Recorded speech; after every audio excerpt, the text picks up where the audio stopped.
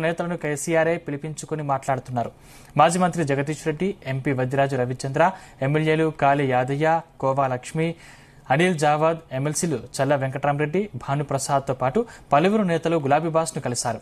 Party నుండి గెలిచిన ఎమ్మెల్యేలు కాంగ్రెస్లో చేరడం తమకు బాధించిందని కేసీఆర్ వద్ద పలువురు నాయకులు ఆవేదన వ్యక్తం చేస్తారని చెబుతున్నారు. అయితే ఒడిదొడుకులు పార్టీకి కొత్త కాదని, కొంచెం ఓపిక పడితే మళ్లీ ప్రజల్లో ఆదరణ లభిస్తుందని నేతల్ని కేసీఆర్ భరోసా ఇచ్చారు. విద్యుత్, తాగునీటి సరఫరా వంటి అంశాల్లో ప్రజలు తీవ్ర ఇబ్బందులు పడుతున్నారని చెప్పారు. ప్రజా సమస్యలను వెలుగులోకి తీసుకొచ్చు తమ కృషిని కొనసాగించాలని కేసీఆర్ సూచిస్తున్నట్లు తెలుస్తోంది. పార్టీని పూర్తి స్థాయిలో పునర్నిర్మించే కార్యాచరణకు కేసీఆర్ శ్రీకారం చుట్టనున్నట్లు తెలుస్తోంది.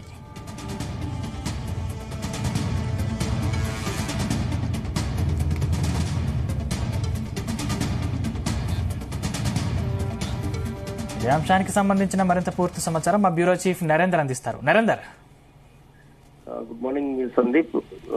బీఆర్ఎస్ పార్టీ నుంచి గెలిచినటువంటి ఎమ్మెల్యేలు 5 ఇప్పటికే పార్టీ మారినటువంటి సందర్భం మనం చూస్తున్నాం. దాదాపు లోక్సభ ఎన్నికల ముందు కానీ లోక్సభ ఎన్నికల తర్వాత కూడా నిన్న ఇద్దరు కూడా జాయిన్ అయ్యారు. పోచారం శ్రీనివాస్ రెడ్డి కానీ అదే సంజయ్ కుమార్ కూడా జాయిన్ కావడంతో 5 పార్టీ నుంచి వీడినట్టయింది. మొత్తం 39 మంది గెలిస్తే 38 మంది మిగిలారు. 38లో 5 ఇప్పటికే వెళ్లిపోయినటువంటి సందర్భం చూస్తున్నాం. ఇంకెంత మంది పార్టీ నుంచి పెడతారు అనేటువంటి అయోమయ పరిస్థితి గులాబీ బాస్ కేసీఆర్ కు అంతు చిక్కకుంటుంది. అందుకనే ఫామ్ హౌస్ కే పరిమితమైనటువంటి కేసీఆర్ ఈ మొత్తం పార్టీని చక్కదిద్దే పని చేస్తున్నట్టుగా అర్థమవుతుంది. ఇప్పటికే పలువురిని మన గంగుల కమలాకర్ ని ఫామ్ హౌస్ పిలిపించుకొని మాట్లాడిన సందర్భాన్ని మనం చూసాం. దాని తర్వాత జగదీష్ రెడ్డి కావచ్చు, కాళీ యాదయ్య కానీ, కోవా లక్ష్మి కావచ్చు, అనిల్ జాదవ్, ఎమ్మెల్సీలు కూడా కొంతమంది వెళ్తారని ప్రచారం జరుగుతుంది. దాంట్లో చల్ల వెంకటరామరెడ్డి, భానుప్రసాద్ ఇట్లా పలువురుని అనుమానం వచ్చిన వాళ్ళని కావచ్చు, లేదంటే కర్తెస్సిగా కొంతమంది కూడా పిలిపించినటువంటి సందర్భాన్ని మనం చూస్తున్నాం. చాలా మంది ఒక అభద్రతా భావానికి అయితే లోనవుతున్నారు. ఎందుకంటే ఇప్పటికే లోక్సభ ఎన్నికల్లో గతంలో 2019లో 9 లోక్సభ స్థానాలు ఉంటే మొన్న ఎన్నికల్లో ఒక్కటి కూడా రాని పరిస్థితి. లోక్సభ ఎన్నికల్లో మొదటిసారిగా ఈ 23 ఏళ్లలో లోక్సభలో కనీసం సభ్యులు లేకుండా ఉన్న పరిస్థితి ఈసారి మనం చూసాం. కనుక ఇట్లాంటి పరిస్థితి ఏర్పడేటప్పుడు యాజువల్ గా ఎమ్మెల్యేలకు కూడా ఒక అభద్రతా భావం ఉంటుంది. ఈ పార్టీలో ఉండడం వల్ల పెద్దగా ప్రయోజనం ఏంది అనేటువంటి భావంతో చాలా మంది వెళ్తున్నట్టుగా మనం భావించాల్సి ఉంటుంది. అయితే ఇంకా చాలా మంది కూడా తిరుగుబడుతున్నారు అనేటువంటి సంకేతాలు కాంగ్రెస్ నుంచి వినపడుతున్న నేపథ్యంలో గులాబీ బాసి మొత్తం ప్రక్షాళన చేయాలనేటువంటి ఆలోచన ఉంది. ఆయన ఇక్కడి నుంచి పూర్తిగా ఫామ్ హౌస్ కే పరిమితం కాకుండా నందినగర్ లో ఇంటికి కావచ్చు, లేదంటే ఫామ్ హౌస్ లో ఉన్నా కూడా ఎప్పటికప్పుడు లీడర్లతో టచ్ లో ఉండాలి అనేటువంటి నిర్ణయానికి వచ్చారు. ఇప్పటికే కొంతమంది పిలిపించుకొని ఉన్నారు. అదేవిధంగా మనకు జగదీష్ రెడ్డి కానీ, ఎంపీ వద్దిరాజు రవిచంద్ర కావచ్చు, ఇట్లా పలువురితో ఇప్పటికే సంప్రదింపులు చేస్తారు.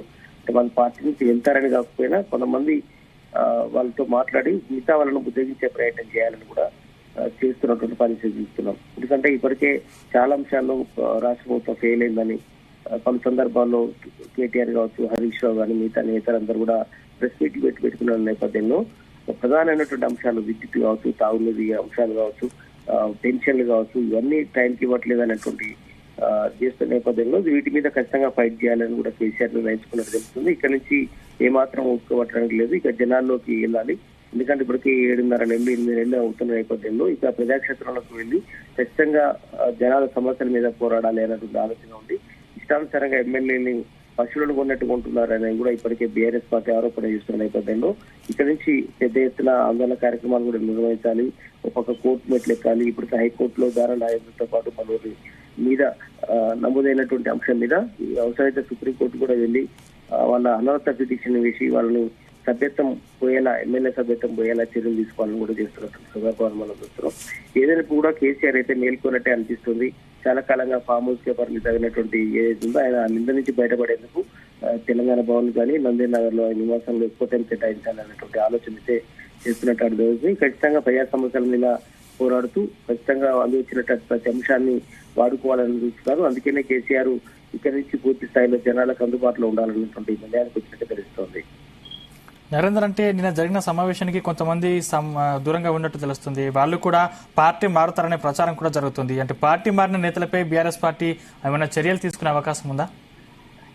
ఖచ్చితంగా ఇప్పుడు అందుబాటులో ఉన్నటువంటి నేతలు కొంతమందిని పిలిపించుకున్నారు. మరికొంతమంది రేపు ఎల్లుండి కూడా వచ్చే అవకాశం ఉంది. అందుకనే ఇప్పటివరకైతే మనకున్నటువంటి సమాచారం ప్రకారం ఖచ్చితంగా కొంతమంది వెళ్తారనేటువంటి సూత్రప్రాయంగా మనకు తెలుస్తోంది. ఇప్పటికే ఆపరేషన్ ఆకర్ష్ లో భాగంగా రేవంత్ రెడ్డి కావచ్చు, మిగతా నేతలందరూ కూడా బీఆర్ఎస్ లీడర్ల మీద కన్నేశారు. గతంలో కాంగ్రెస్ పార్టీని కానీ తెలుగుదేశం పార్టీ నేతలను కానీ ఏ రకంగా అయితే పార్టీలోకి తీసుకున్నారో అదే స్థాయిలో ఇప్పుడు బీఆర్ఎస్ నుంచి కూడా కాంగ్రెస్ నేతలు తీసుకోవాలన్నట్టు ఆలోచన చేస్తున్నట్టు అర్థమవుతుంది. అందుకనే పోయిన వాళ్ళను ఖచ్చితంగా వాళ్ళ మీద యాక్షన్ తీసుకునే విధంగా ఇప్పటికి బీఆర్ఎస్ పార్టీ లీగల్ టీం చర్యలు చేపడుతుంది. హైకోర్టు మెట్లెక్కింది. అక్కడ కూడా న్యాయం జరగకపోయినా స్పీకర్ కనుక ఈ 3 నెలల్లో నిర్ణయం తీసుకునే పక్షంలో ఖచ్చితంగా సుప్రీంకోర్టుకు వెళ్లి అక్కడ ఖచ్చితంగా రాజ్యాంగ పరంగా ఉండాల్సినటువంటి అన్ని కూడా అన్ని చర్యలు తీసుకోవడానికి సీరియస్ కసరత్తు చేస్తోంది. ఖచ్చితంగా కేసీఆర్ కూడా కొంతమంది వెళ్తారనే సమాచారం కూడా ఉంది. అందుకనే ఎమ్మెల్సీలు కొంతమంది కాంగ్రెస్ పార్టీ నుంచి గతంలో వచ్చిన వాళ్ళు కాబట్టి వాళ్ళు కొంతమంది వెళ్తే వెళ్ళది అనేటువంటి ఆలోచనలో ఉన్నారు. మిగతా వాళ్ళు మాత్రం కాపాడుకోవాలనే ఆలోచనలో ఉన్నారు. ఎందుకంటే ఎమ్మెల్యేలు కూడా వివిధ అభివృద్ధి కార్యక్రమాల కోసం కావచ్చు, వివిధ పనుల కోసం గతంలో మొదట్లో రేవంత్ రెడ్డి కలిసినప్పుడు తప్పు పట్టినటువంటి సందర్భాలు చూశారు. అయితే ఇట్లా తప్పు పట్టకుండా కొంత ఫ్రీడమ్ కూడా ఇవ్వాలి ఎమ్మెల్యేలకన్నా కూడా ఆలోచన కేసీఆర్ చేస్తున్నట్టు అర్థమవుతుంది. అభివృద్ధి కార్యక్రమాలకు చెప్పి వెళ్తే నో ప్రాబ్లం అనే ఆలోచనలో ఉన్నారు. ఏదైనప్పుడు కూడా కేసీఆర్ మాత్రం ఎప్పటిలాగా ఫామ్ హౌస్ లో ఉండకుండా ప్రజాక్షేత్రంలోకి వస్తే గానీ ఈ సమస్యను పరిష్కరించడానికి ఉంది. ఆ నింద కూడా ఇక్కడ పదే కాంగ్రెస్ పార్టీ కానీ బీజేపీ కానీ చేస్తోంది. కేసీఆర్ అంటేనే ఫామ్ హౌస్ అధికారంలో ఉన్నప్పుడు ఫామ్ హౌస్ లో ఉన్నాడు, ఇప్పుడు ప్రతిపక్షంలో ఉన్నప్పుడు కూడా ఫామ్ హౌస్ కే పరిమితమైంది అన్నట్టు నిందని బయటపడేసేందుకు ఖచ్చితంగా అందుబాటులో ఉండే విధంగా తెలంగాణ భవన్లో కానీ నందినార్లో కానీ ఇంట్లో నేతలకు అందుబాటులో ఉండే విధంగా చేయాలన్నట్టు ఆలోచన చేస్తున్నారు. అదేవిధంగా ఉద్యమకారులకు కూడా గతంలో న్యాయం చేయలేదన్నటువంటి భావన ఉంది. కనుక అందరినీ కూడా కలుపుకోలుగా పోవాలన్నటువంటి ఆలోచన ఉంది. ఖచ్చితంగా ప్రజా సమస్యలు ఎజెండాగా ముందుకెళ్లాలన్న ఆలోచన కేసీఆర్ చేస్తున్నట్టుగా అర్థమవుతుంది. Right, thank you Narender.